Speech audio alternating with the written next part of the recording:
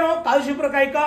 मी म्हणालो, एक राजा जेव्हा दुसऱ्या राजावर चढाई करतो, शहर ताब्यात घेतो, शहरातले लोक ताब्यात घेतो, तिथल्या महागड्या वस्तू ताब्यात घेतो, तसंच इथं घडलेलं आहे. हे परमेश्वरानं नबुकदनेस्सरच्या ताब्यात दिलं. मी मगाशी म्हणवलं ना, देव काही गोष्टी काही लोकांना हाती सत्ता देऊन बघतो, काही लोकांना अधिकार देऊन बघतो, काही लोकांना देव दान देऊन बघतो, काही लोकांना ज्ञान देऊन बघतो. आज तो परमेश्वर त्याने तुम्हाला कदाचित सैतानाने वेढा घातला होता, पण आज तुम्ही सैतानाच्या वेड्यात नाही, देवाच्या मिठीमध्ये आहात. Praise the Lord. काही दिवसापूर्वी तुमचं जीवन पात्र सैतान वापरत होता, परंतु आज देव तुम्हाला एक पात्र म्हणून वापरत आहे. काही वर्षापूर्वी तुम्ही आणि मी धरून नेलेलं अशी अवस्था होती.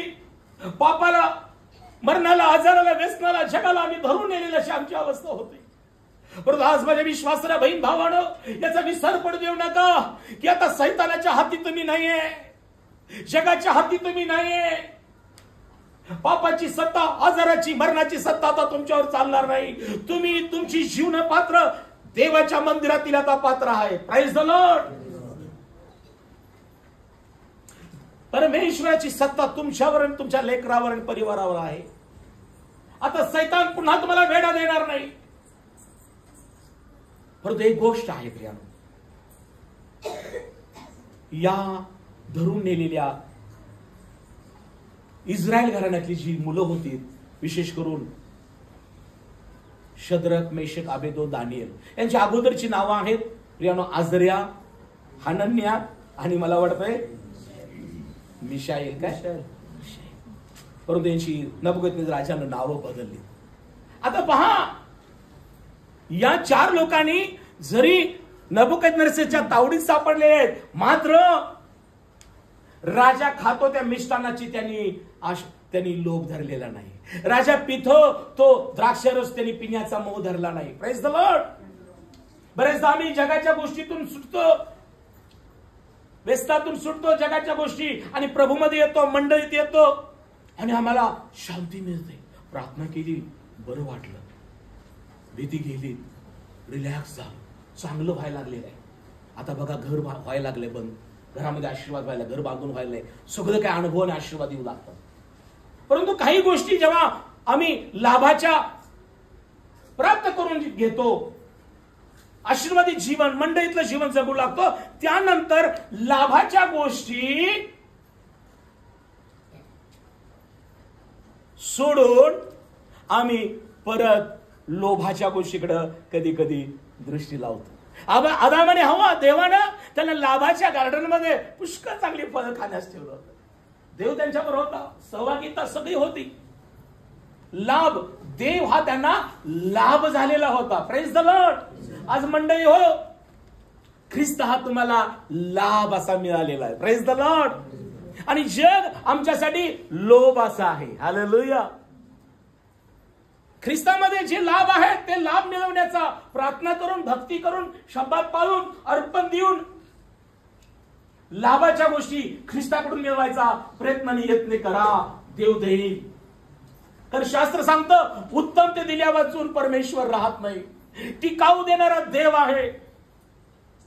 माझ्या विश्वासणाऱ्या बहीण भावानं, प्रार्थना करणाऱ्या बहीण भावानं, आज तुम्हाला मी देवाचा सेवक सांगत आहे की ख्रिस्त हा लाभ असा मला प्राप्त झालेला आहे. ख्रिस्त हा राजा असा मला प्राप्त झालेला आहे. ख्रिस्त हा जीवन लाभ आहे आणि त्याच्यामध्ये तुमच्या आणि माझ्या शरीराला, तुमच्या आणि माझ्या कुटुंबाला, तुमच्या आणि माझ्या आध्यात्मिक जीवनाला, तुमच्या आणि माझ्या व्यावसायिक जीवनाला, वैवाहिक जीवनाला लागणाऱ्या सगळ्या गोष्टी ख्रिस्तामध्ये आहेत. Praise the Lord. पण बरेचदा आमचं लाभ होऊन पण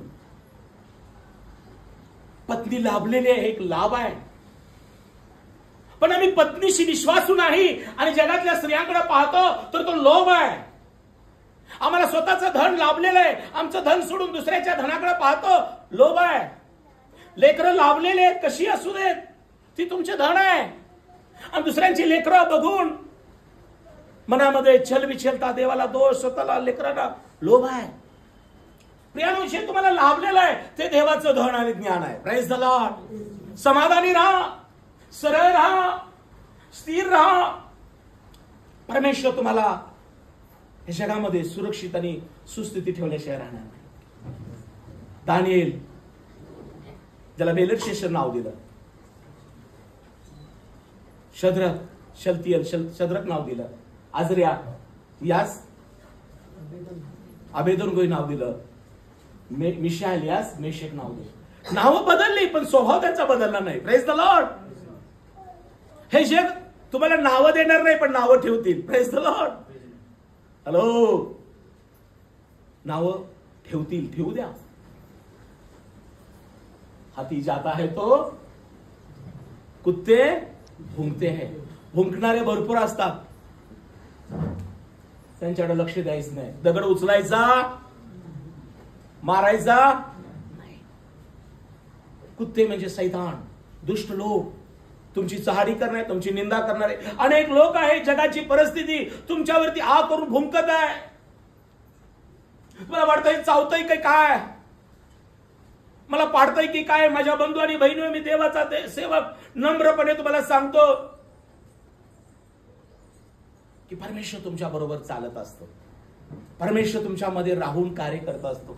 तुमच्यामध्ये राहून तुम्हाला तुमच्या बाजूने तो लढत असतो. Praise the Lord.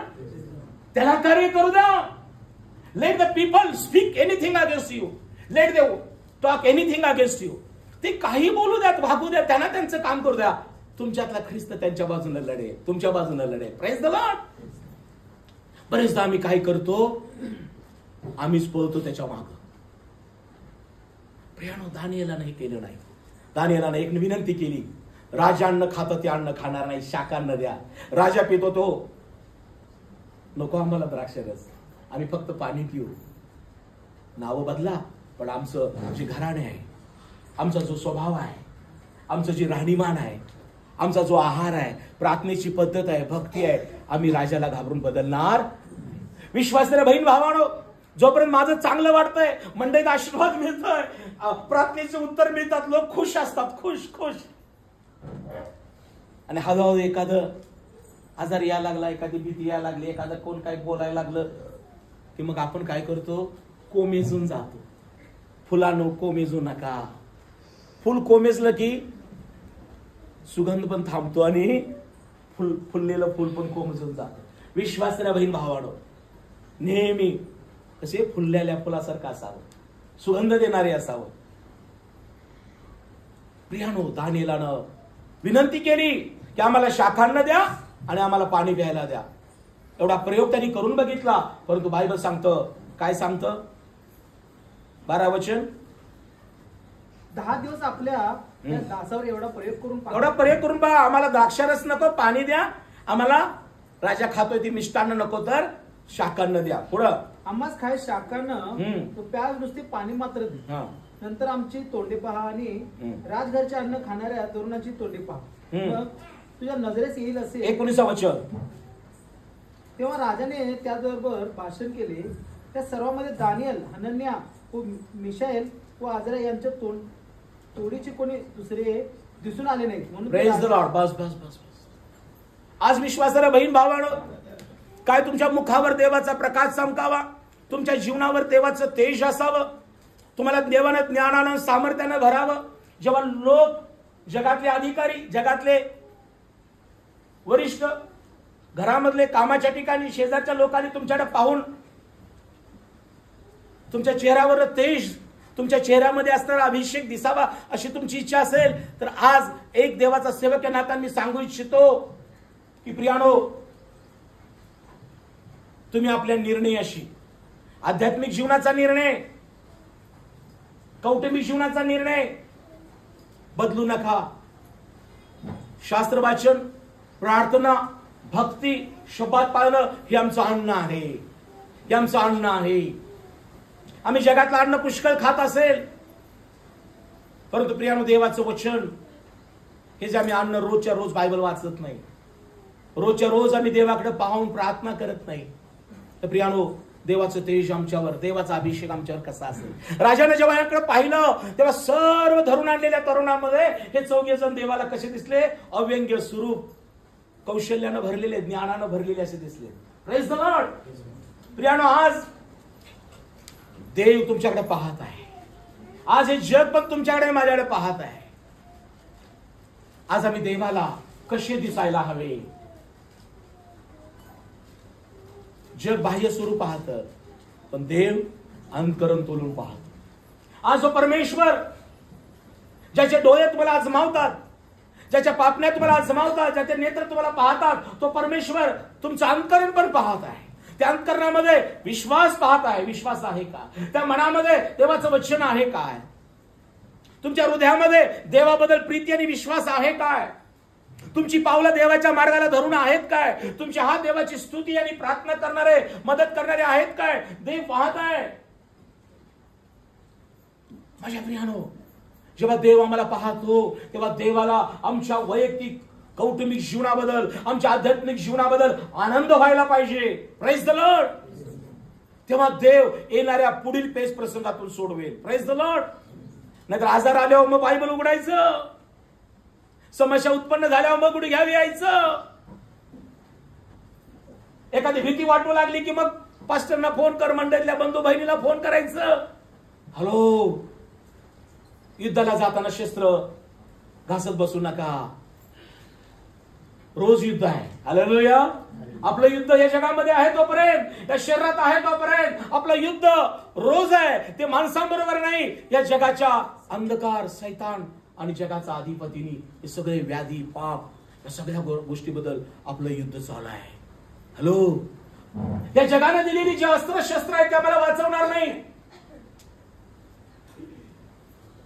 बंदूक, तलवार आणि काही शस्त्र असतील तर आम्हाला वाचवणार नाहीत आणि ते आम्हाला धारण करण्याची गरज नाही.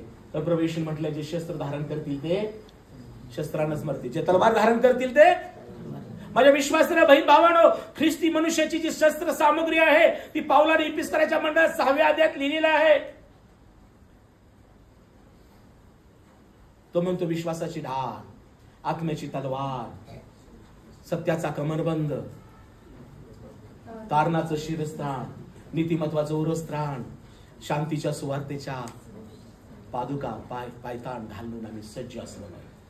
ख्रिस्ती बंधू बहिणीनो, आम्ही ख्रिस्ताचे सैनिक आहोत. आपलं युद्ध देवाबरोबर, आपलं युद्ध सैतानाबरोबर नाही.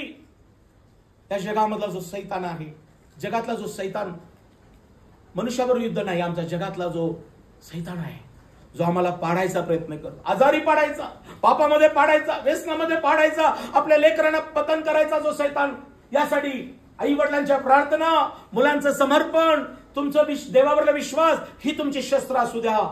त्यासाठी रोज सज्ज राहा, रोज बायबल वाचा, रोज प्रार्थना करा, रोज देवाच्या पवित्र आत्म्याचं स्वागत करा, मार्गदर्शन मागा. हे देवा, मी कशा प्रकारे बोलू, कशा प्रकारे वागू, कामाच्या ठिकाणी, शाळा कॉलेजमध्ये, मंडळीमध्ये, समाजामध्ये माझं वर्तन कसं मी चोख राखेल.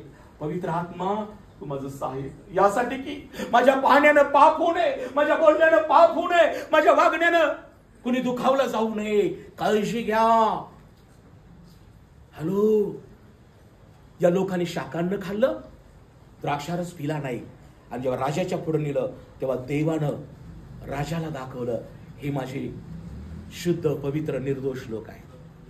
आणि त्यानंतर एक प्रसंग राजावर आला. राजा झोपला असताना त्याने एक स्वप्न बघितलं, आणि त्या स्वप्नाचा अर्थ कोण सांगेल? स्वप्न पण सांगायचं आणि अर्थ पण सांगायची अशी दवंडी पेटवली गेली. आणि जर कोणी नाही सांगणार तर त्याला शिक्षा काय? 2 अध्याय